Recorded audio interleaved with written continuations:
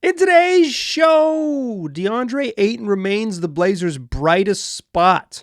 Plus, the injury updates you need to know when we play a game of You'd Love to See It Miami Heat edition. Welcome to Locked On Blazers. Let's get into it.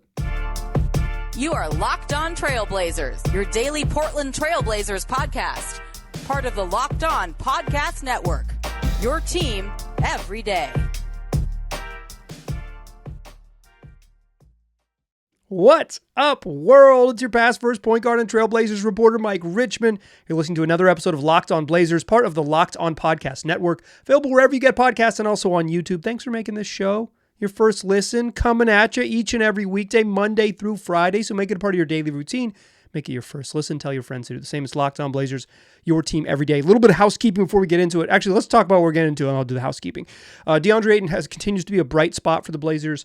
Last time I talked about him, he had a really bad game, but I'm gonna fight the jinx. I want to talk about him early in the show because he's been better lately, and I'm gonna dig into the numbers a little bit about how he's gotten better. Injury updates to know: a nothing burger on Malcolm Brogdon, but what you need to know about the Blazers, shorthanded Blazers remaining mostly still shorthanded. And then we'll play a game at the end of the show. You'd love to see it, where we talk about things that you indeed would love to see when the Blazers play the Miami Heat on Tuesday, February 27th. That's today's show. You're listening to Tuesday, February 27th show. Here's the housekeeping news. Boring tech stuff that you don't really need to know the details of, but we're doing some network-wide across the whole Locked On Podcast Network migration of where the podcasts live. That doesn't matter. What matters to you is that they arrive in your podcast feeds, and they haven't been in your feeds. And I'm sorry about that. It's something that's out of my control. On Monday's show never showed up. It was supposed to show up around 9-10 in the morning, Pacific time, which is a little late if you're in other parts of the world, but it just didn't. It is busted, so it's only available on YouTube right now. I'm hoping by the time this episode launches, this won't be a thing. We won't be talking about it. They'll be over, but it'll be out of our hair, and it'll just be fixed. This is a short-term thing. It's probably going to happen for a couple days, and then we should be fixed, and we'll never have to talk about it again. But if you're an audio listener, I'm sorry. Go listen on YouTube. And if you're a YouTube listener and you have a friend or a YouTube viewer and you have a friend who's like, hey, what happened to the podcast? Where the heck is Mike? Mike's trying. Him still making shows, and they're going to show up in your feed eventually, but I apologize because they are not there now. Okay, let's and I didn't mention this on Friday's show or on the show I recorded for Monday because I thought this was going to be taken care of. You know what happens when you assume. I guess I learned that the hard way. In any case, let's get into the actual basketball part of the show because that's probably why you're here, right? That's the fun part, is the basketball part. Deandre Ayton's been good recently. I think that's the headline here. I will say this, and I want to be fair. I did this before. I talked about Deandre Ayton finding his rhythm, and he had 2 points and fouled out with like 10 minutes to go in the game against the T-Wolves right before the All-Star break. He got me. He got me. I tried to offer some positivity to someone who I've been admittedly kind of down on throughout the year, but he came back and had a stinker. But he hasn't had many stinkers recently. He's had mostly good games. And one of the things I was curious about is kind of like what changed for Deandre Ayton, because he's just been better recently. Like he's just been better. He started the season prior to the injury of he missed a month, and it's like, prior to that, to heading into the middle of December, end of December, it's like he was just having the worst season of his career. And there wasn't any other way to put it other than that he was having the worst season of his career. And whether that was his fault or the Blazers' fault or a combination, because it's always a combination of coaching staff and his coworkers and his own and his own motivations and his own execution. It's like all of it's baked into the same thing. He was having the worst year of his career, and he's come back since then. And since he's returned, in the middle of January, he's been solid. Came back and has played 15 games since returning from injury in January 19th, and he's just been good.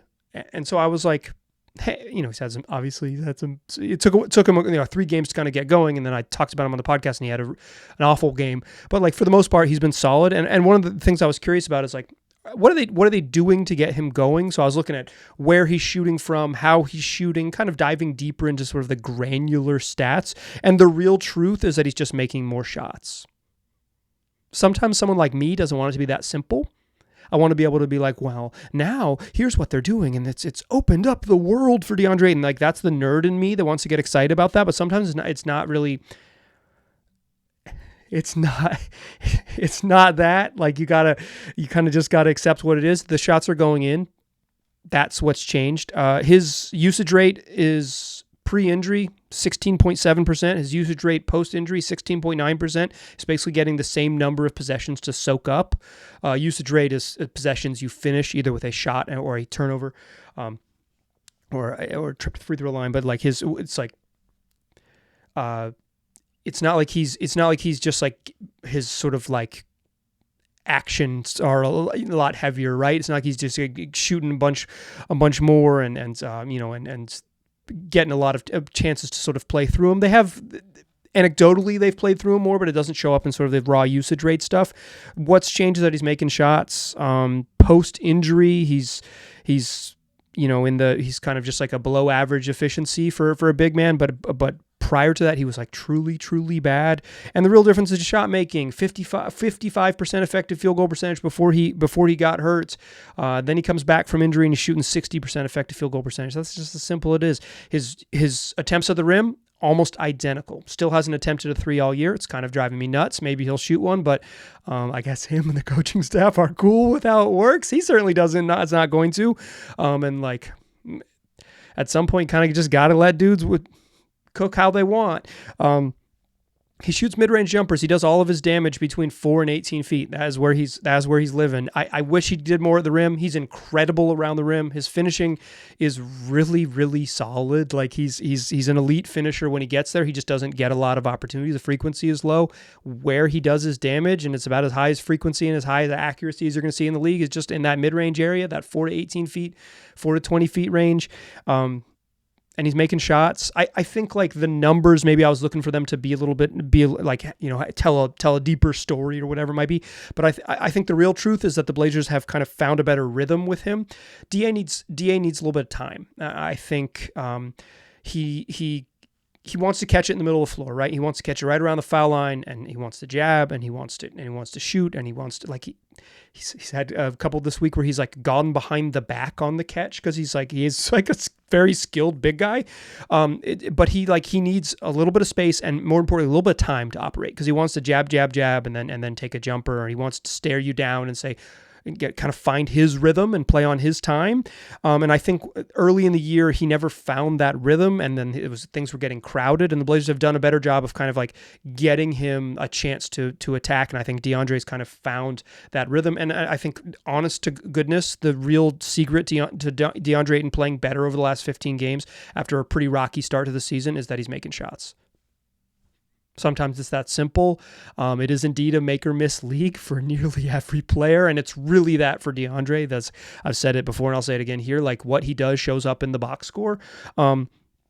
So like he's been the bright spot for him. It's been a little bit spotty recently for this team. It's been pretty rocky. Obviously, Sunday's game against the Charlotte Hornets was about as bad as it gets. And you know who was good in that game was DeAndre Ayton. Like he was good while everyone else was pretty much horrific.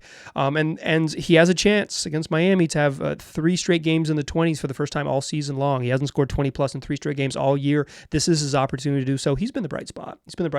And I'm not afraid of the jinx. I'm not afraid of it. It can come for me. I'm not worried.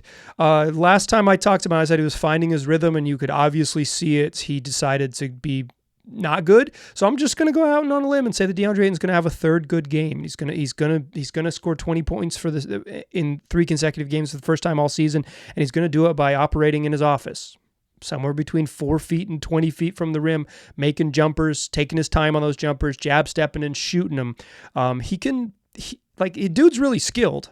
The part of his game that bothers me is not his skills. Like dude has great touch and is very skilled. And he's kind of finally putting it together. And in a season where injuries have kind of sapped the Blazers of chances to find some other bright spots. No Shaedon Sharpe and no Scoot Henderson. We'll talk about that in the second segment. But it's like you're kind of looking for something to be like, why would I watch this game? What is going to make me feel good about watching this team? I think DA kind of figuring it out, putting it together, and being someone who shoots, is shooting 60% from the floor and like finishing at a high level like he has for most of the last 4 seasons. He's your bright spot. Okay, let's talk injury stuff. No Scoot Henderson, an update on Malcolm Brogdon. We'll talk about that in the second segment. First, let me tell you about Nissan.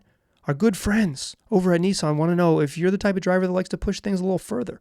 You ever wonder what adventure could be around the next corner? Well, our friends at Nissan have a lineup of SUVs with the capability to take your adventures to the next level, like the 2024 Nissan Rogue. It's perfect for city drives and for great escapes. It's got class-exclusive Google built into your always updating assistant that's right there in your dash you can call on for almost anything. Gone are the days of connecting your phone. Instead, Google Assistant, Google Maps, Google Play Store are built right into a 12.3-inch HD touchscreen infotainment system.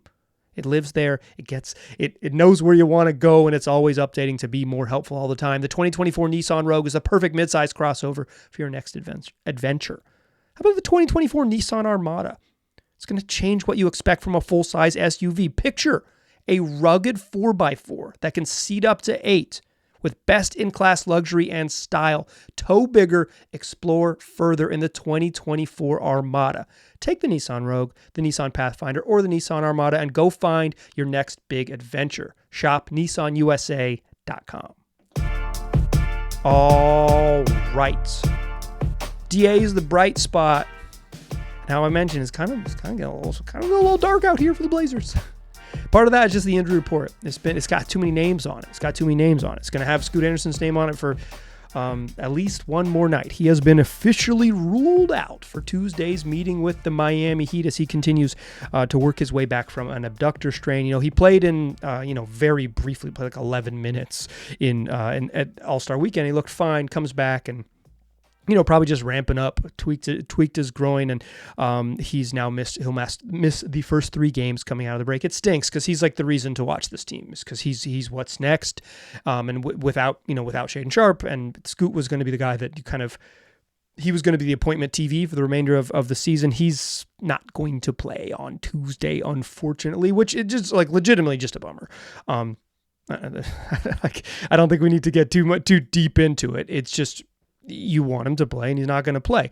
Chauncey Billups did tell the media prior to the game against the Hornets on Sunday that Scoot got MRI, and there's not like concern this is a long-term thing, but also didn't give an update on when he might be back, right? So if long-term means months, but short-term means month, if it's just the difference in an S, we don't know. The Blazers don't really do timelines, but typically if something is bad, they'll give a timeline.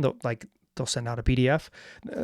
That you do not want to see your name in a PDF. That's the real truth from the Blazers. But Scoot's not going to play Tuesday, but there's hope that we will see him on the horizon in the future, although no substantive update, which stinks. Means we'll probably get to see more of Delano Banton, a little more Ashton Hagans. I think it's pretty clear that the Blazers prefer Hagans as the backup point guard, and they see Banton as more of a wing type because he's just going to go get his own buckets. Like, he's a slasher. That's what he does. He's more slasher than point guard, although he has some guard skills, but he's not this like elite table setter playmaker type. And clearly they view him that way because Hagans is getting some minutes, and we will see what that looks like, because maybe they go back the other way, and and they kind of lean on Ants a little bit more, and lean on maybe some Jeremy Grant initiating, which they have done in the past. The other name that you need to know on the injury report, Ryan Rupert, who missed a couple games with a sprained ankle. He's back, upgraded to probable, which means that almost certainly he'll be on the active list. He's probably not going to play. I think we're deep enough into this thing to know that Ryan Rupert is not going to get an opportunity to play. But I think you just want him to have, even if he's a break the glass in case of emergency type of opportunity, you want him to be that. If the game gets out of hand, you want him to get in the game and just see more of him. And what you want is the Billups to have the chance to play him, right? I don't think he will play. I think he's clearly, they view him as a deep developmental piece, and there's players ahead of him that like Banton and Justin Minaya that Billups trusts more than Rupert. Whether that's whether you think that's good or not is kind of choose your own adventure. I'd rather see Rupert fail than others, but it is what it is, right? Like he's probably not going to get that chance. So don't get too bent out of shape about it. But him probable is good news for the Blazers injury report. Here's the latest on Malcolm Brogdon. I'm going to read this verbatim from Blazers injury report or from Blazers press release. Here's the thing I told you. You do not want to see your name show up in a PDF. The Blazers sent this to me in an email that includes an attached PDF, as always, bad news. And I quote, February 26, 2024, release from the Blazers. Malcolm Brogdon, medical update. Malcolm Brogdon was reevaluated today for his elbow tendonitis and is making good progress in his recovery. Brogdon will continue to ramp up with an anticipated return to action. What? The last sentence there says, Brogdon will continue to ramp up with an anticipated return to action. Okay. Well, that's not any information whatsoever. I kind of do this sometimes. I like to read the Blazers press releases on injuries because they have so little substantive information. It's almost an art form in how little information they provide to you, the fan of this team. What I think that means is that Malcolm Brogdon will play basketball again at some point. End of thought. Malcolm Brogdon continues, period. Chauncey Billups told reporters prior to the game against the Hornets on Sunday that Brogdon had received PRP injections. I believe that's platelet-rich plasma, which is where they take some blood out of your elbow and then swirl it around in a little thing. Someone who's a doctor is going to get mad at me for explaining this way. I'm sorry, doctors. They swirl it around in a little thing so it gets, so you get more white blood cells and then they put it back into your elbow. That might not be it, but what it is he received injections to kind of help himself heal a little bit faster or better. No timeline from Billups there, no timeline in that. Again, I'm going to read the sentence to you again. Brogdon will continue to ramp up with an anticipated return to action. So we have definitively his career's not over at this point. Has not retired. He anticipates to return to action sometime down the road. Okay, I'll say this and then we'll stop talking about this stupid press release. It doesn't put Chauncey Billups in a good spot to release information like this. Billups wants to tell the truth. It's the thing I like most about him is that he's pretty honest with the media. Like he's sometimes a little deflecting after the game and will say I thought we played well, when you know that he doesn't think we played well, but we doesn't think they played well. But he just wants to keep it moving, right? He doesn't want to call his team out necessarily when he knows they're a little undermanned, or he just doesn't want to kind of what's the value in being yeah, we sucked. What are you going to do about it? And so sometimes he lies in those post games, but mostly pre-game, he's incredibly forthcoming. And he's, I've said this before, I don't think he's a very good coach, but he's a dream to cover. If I did this every day, he would fill a notebook. I do every day, but in the writing format is what I should say. If I was truly on the beat in a more traditional sense, he just fills a notebook. He's incredible. But Chauncey will tell the truth. It's not a good spot to put him in. He's going to tell the truth. What happened with the Gary Payton saga last year is that the Blazers handled it really, really terribly in terms of making Gary Payton talk to the media. That's just what they should have done. And then it would have been him saying, "I'm not ready to play." And then it would have been "Hey, Gary Payton says he's not ready to play." And hey, that's weird. But it would have come from him. But instead, it ended up because he didn't talk to the media and the Blazers never made him. It ended up being Chauncey Billups saying yeah, he's ready to play pretty much whenever. And that's messy. You don't then it's huh? The Blazers say he's ready to play and Payton says he's not. Then it became a whole thing because Billups will tell the truth. So my advice to this is if Malcolm Brogdon's injury is a long-term thing and he's not going to play until April, and then when it gets to April, it's a thing that they don't want to play because there's 7 games left in the season and kind of what's the point, or 3 games left in the season, what's the point? I think the Blazers will be better off just saying he will be reevaluated in March. March is Friday. Just do that. Give him a week. He'll be reevaluated next week. I think because Billups is eventually going to tell us the truth and it's all going to be weird. But that's your injury report. No Scoot, maybe Malcolm Brogdon, or no Scoot, maybe Ryan Rupert, and no Malcolm Brogdon. The rest of the injury report is how you remember it with Shaedon Sharpe and Rob Williams still chilling on there. Let's play a little game. In lieu of a traditional preview, to close the show, I want to play a game of You'd Love to See It, Miami Heat edition, where we talk about things you would love to see. Join me in that third segment, but first, I want to tell you that this episode is brought to us by BetterHelp. Therapy can be a great way to navigate the sort of daily challenges of life. Whatever life throws at you, the sort of routine maintenance to get through the bumps of a difficult existence. But it also could be something that can specifically help you get through an acute traumatic event. If you've had a major trauma in your life, talking to a therapist can really help. If you haven't had one, talking to a therapist can really help, because it's nice to sort of get stuff off your chest to an unbiased third party, someone who's not going to judge you and just going to listen and then help you build the tools to become the best version of yourself. So if you're thinking about therapy, give BetterHelp a try. It's entirely online. It's designed to be flexible and suited to your schedule. You can visit betterhelp.com/lockedonnba to get 10% off your first month. Therapy can be different for everyone.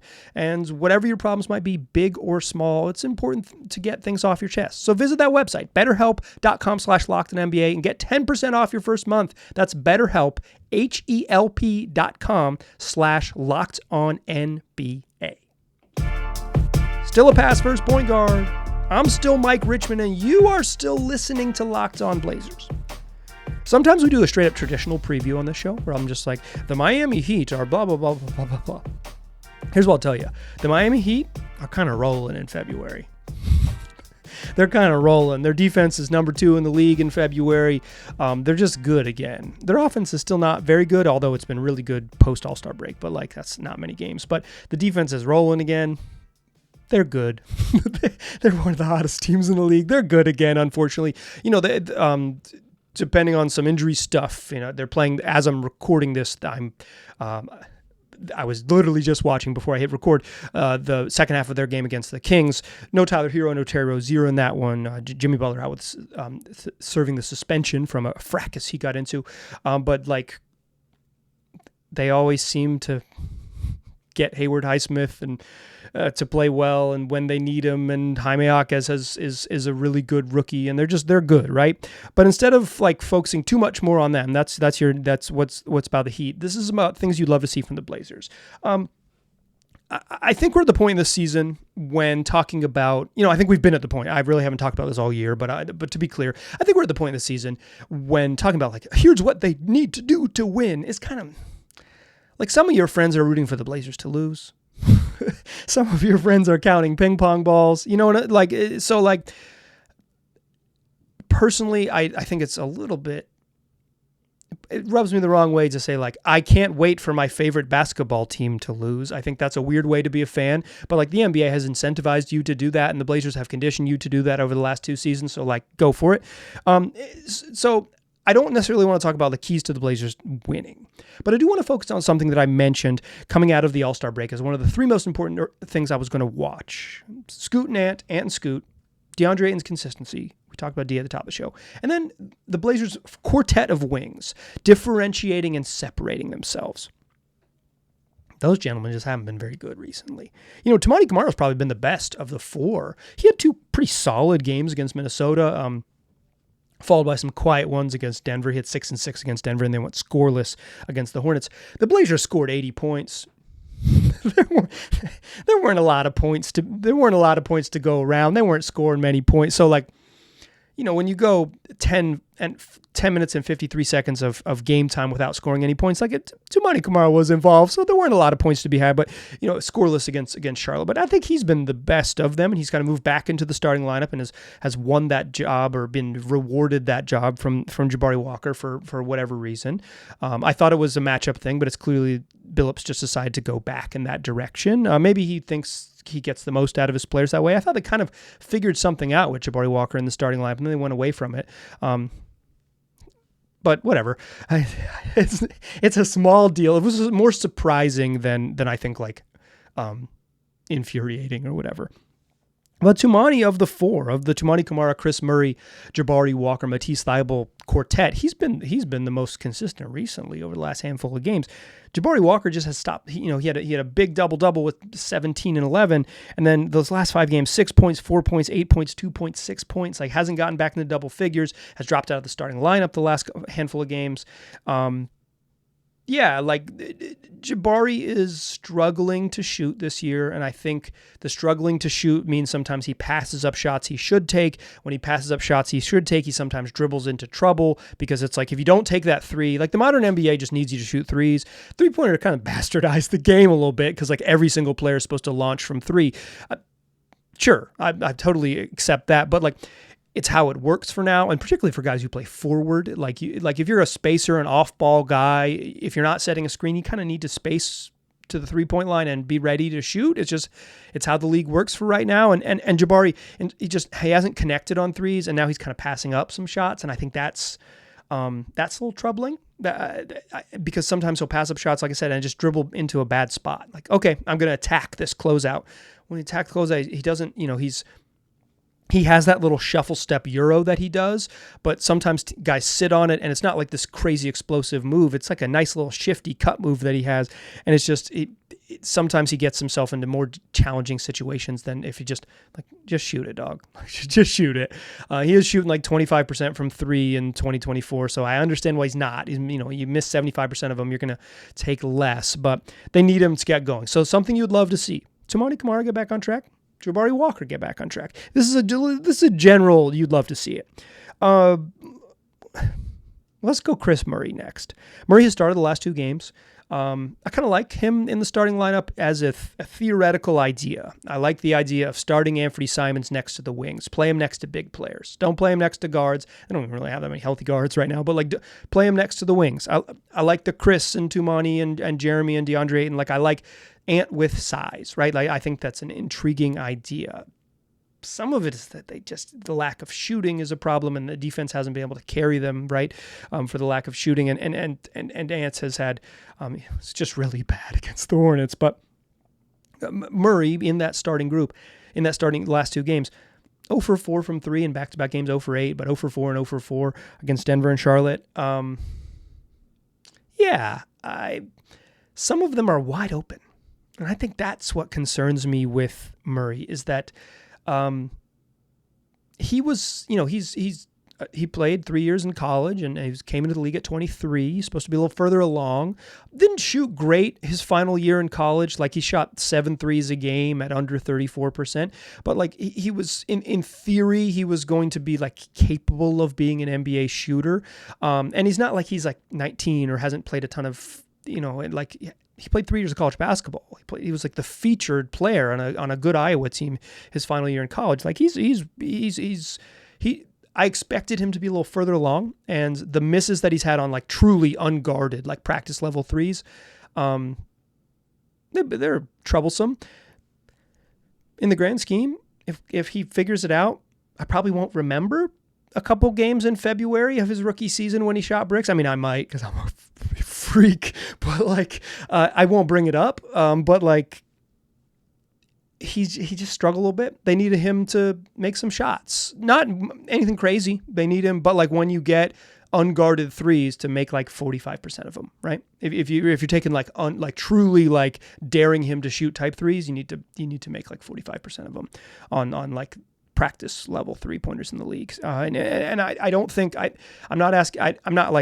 think Chris Murray does some good stuff on defense. I think he plays pretty heady basketball on offense. Like, he kind of makes good decisions, makes him a little slow, and he's not like, he doesn't always attack with force. When he does occasionally getting to his left hand and attacks with force, it's like, oh, he's pretty athletic, huh? But like, he doesn't always play that way. But the shooting is just like, make your open threes. I feel like you'd love to see that from Chris Murray. Matisse Thybulle has just basically forgotten how to shoot. He's under 30% since Christmas. He's over his last 4 games, Matisse Thybulle has 3 points. He's 1 of 17 from the floor, and the one he made was a banked-in 3-pointer from the right wing.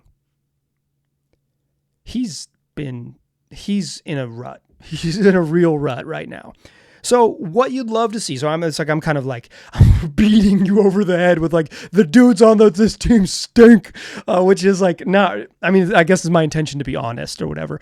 But like this quartet is struggling, right? And some of the Blazers, what they're trying to figure out this season is like who amongst this quartet is like can be part of what's next, a part of the good Blazer team. Tumani and Jabari Walker are young. Chris Murray's playing his first season. Matisse was 20, about to turn 26, but like. Excuse me, about to turn 27, I believe, in early March. But like, he's like he's like the furthest along and sort of is what he is type of guy. But like this stretch doesn't define them necessarily, but it is like we're getting into a point where it's been enough games where it's like, hey, these dudes are bad on offense. What's the deal? Not really Chris, but the other three. So what you'd love to see against the Heat, it's just one of them break out of this. Jabari have to score in double digits. Tumani kind of find it. He played fine against the T-Wolves. He shot like 10 of 12 or something in 2 games against the T-Wolves. He's fine and scoring double figures in both games. But have him, have another one of those games. Chris Murray just make open threes, and Matisse Thybulle just have a night where you make a couple threes, and so you can kind of just say, "Whew, that's over with." And it won't be, but it'll feel like a real exhale. Thing you'd love to see: any one of this quartet, hopefully 2, but any one of this quartet just kind of shake out of it and have a nice night. That's what you'd love to see. If the Blazers get thrashed, they get thrashed. Heat on the second night of a back-to-back. The Blazers have had a real run of playing teams at home on rest advantages. It hasn't worked out very well for them, and I don't know if it will against the Heat because they're playing pretty darn good basketball right now. But what you would love to see is one of these 4 forwards just have a nice game. Just have a nice game so you could, listen to one of your top 250 podcasters right here in the Locked On Podcast Network say like, hey, Tumani Camara had a nice game. You can listen to me talk about someone who played well, and you could talk about it with your friends too. I think like we're at that point in the season where you just want one thing you can point out in the box score and say, hey, Matisse Thybulle made some threes. How about that? Chris Murray knocked down the open ones. How about that? Jabari Walker back in the double-double column, 10 and 10 off the bench. What a game for Jabari. All of those things. Any one of those 4, you'd love to see it. All right. That is going to do it for today's show. Again, a reminder, if you have a friend who is like, hey, what happened to the audio feed? Where'd Mike go? Hopefully this will be taken care of, but if not, it's on YouTube right now. It'll be waiting there for you at 8 a.m. on Tuesday morning, and hopefully the audio stuff takes care of itself, and this will be... we'll remember this, like Chris Murray missing those 3-pointers in February. It's like, remember that time Mike's podcast didn't show up in late February of 2024? But it's going to be back. It's going to be fixed. No worries. So do me a favor. Tell your friends about the podcast. Tell them that we do this 5 days a week, wherever you get podcasts and also on YouTube. I appreciate you listening. I'll talk to you soon.